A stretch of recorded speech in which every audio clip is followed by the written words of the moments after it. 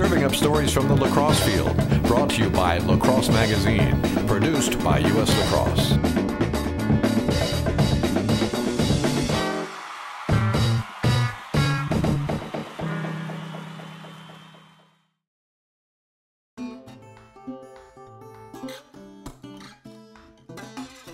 "25 years ago, a young Dave Pietramala arrived on the campus of Johns Hopkins University, wearing a 3-day beard, long hair, and a cocky grin. He looked nothing like the polished Petra we see trolling the sidelines today. Everybody has a past, and mine certainly follows me. I march to the beat of my own drum, so to speak, and I would imagine Coach Zimmerman would probably tell you that, and I can't imagine I was an easy guy to coach. What I would tell you is that I loved lacrosse, and I loved competing, and I loved Johns Hopkins. I love it even more now that I understand it better, but I think I was a product of the times. Young Petro had a mean streak a mile long and a mullet to match. He ran with the Gate brothers and picked their pockets. He threw over the head checks and ran wild on game day. One of the best defensemen to ever play the game, he yearned for those epic one-on-one battles. Pietramala's rivalry with Gary Gate was lacrosse's version of Bird versus Magic. It took center stage in the late 1980s. You know, Gary, in my opinion, is the greatest player to play the game. It's an opinion and a strong one, but you know, you hope that a player like that will bring out the best in you and reveal your character. I was fortunate to play with a lot of great guys, but also to be challenged and to compete against a lot of great players. Pietramala's exploits as a player would gain national recognition. He led Hopkins to an NCAA title in 1987, played professionally for the Pittsburgh Bulls, and twice won gold medals with the U.S. national team. I was fortunate that I had a couple opportunities. I'm not sure I deserved those opportunities, but people were very kind to me and offered me a chance to get into coaching Tony Seaman. I remember working for him for a whopping $3,000, and I was working at an aluminum extrusion factory. And I'd show up for practice full of grease and shower up, and it was the highlight of my day. Stints as an assistant coach at Penn and Loyola yielded Petro's first head coaching job at Cornell in 1998. 3 years later, his alma mater came calling. A lot of people have asked that question, you know, has your goal always been to be the head coach at Hopkins? My goal was always to be the head coach somewhere where they cared as much about lacrosse as I did. I swore when I got into coaching I would never take a job anywhere where lacrosse wasn't a priority for that institution and where academics weren't a priority for that institution. And obviously, I found that in Cornell. There is a major commitment there, and I found it at Hopkins. And when the opportunity came up to go back, you know, for me it was a no-brainer. I couldn't say no to the chance to come back here and you know, be the head coach of the job I think is the greatest head coaching job in the sport of lacrosse. But these were different days at Homewood Field than the ones Pietramala knew as a player. 14 years had passed since Hopkins' last national championship, an eternity by Blue Jays standards. Pietramala was the only candidate for the job. Faced with increased media attention and more public scrutiny, Pietramala's exterior hardened. My wife always asks me why I don't let my team see more of who I really am. You know, and it's probably a great question. I'm a fairly private person to an extent. You know, when I go home, you know, the happiest moment of my day is when I see my two kids. My wife says I'll walk in with a specific facial expression, and as soon as they come down the stairs and it's Daddy, the facial expression changes completely. I think that's a very difficult line sometimes you walk with your student athletes. And number one, no matter what, I love my guys. And you know, my staff and I, we can be critical of them. It's our job, but no one else can. You know, hey, I am who I am what I am. I'm not unwilling to adjust and change, but I'm never going to change or sacrifice the standards and morals that I've set for myself or for my players.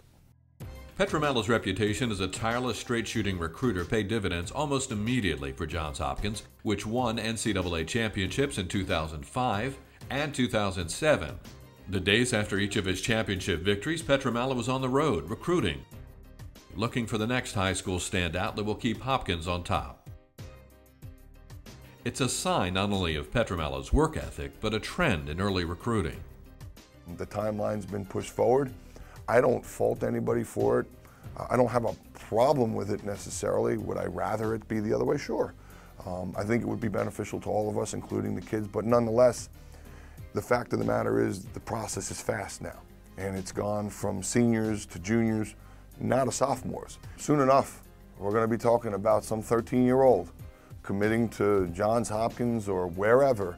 You're going to hear it. It's coming, and our administration, our alumni expect us to be successful. I expect us to be successful, so we need to do those things that it takes, and if that's one of them, then that's the way it is.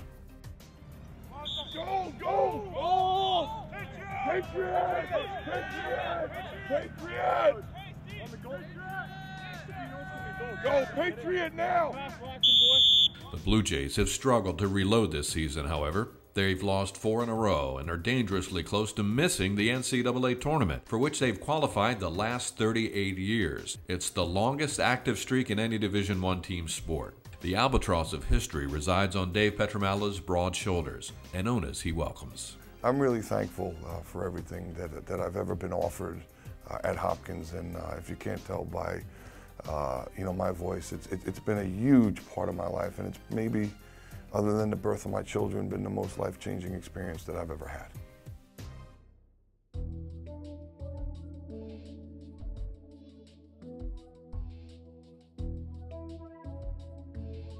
It's at a very exciting time, obviously, with growth and interest and the capabilities of our athletes coming across stronger, faster, expectations of playing at a higher level.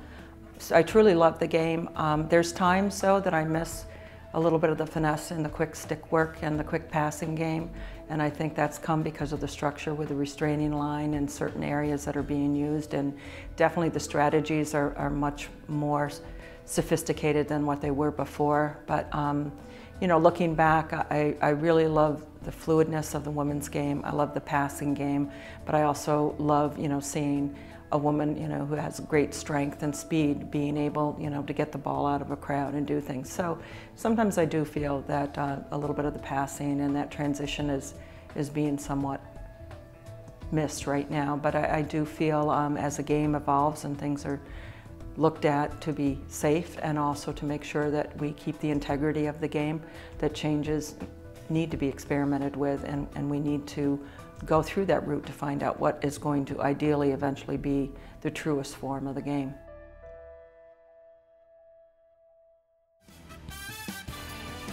North Carolina makes the biggest news in this week's NCAA Division I Men's Lacrosse Coaches Poll. The Tar Heels bypassed two-time defending national champion Syracuse for the number 2 ranking, thanks to a convincing win over Johns Hopkins. Dartmouth is on the move again in the NCAA Division I Women's Lacrosse rankings. The Big Green, winners of 8 straight, enter the top 10 at number 9 in this week's IWLCA poll. UNC's ascension sets up a tasty number 1 versus number 2 showdown at the Big City Classic this weekend, as the Tar Heels open the new Meadowlands Stadium against ACC rival and top-ranked Virginia.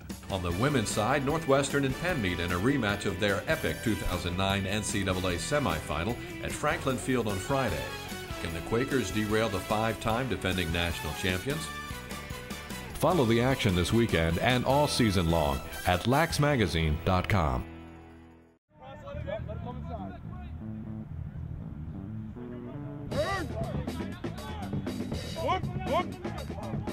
Look, now look, now look!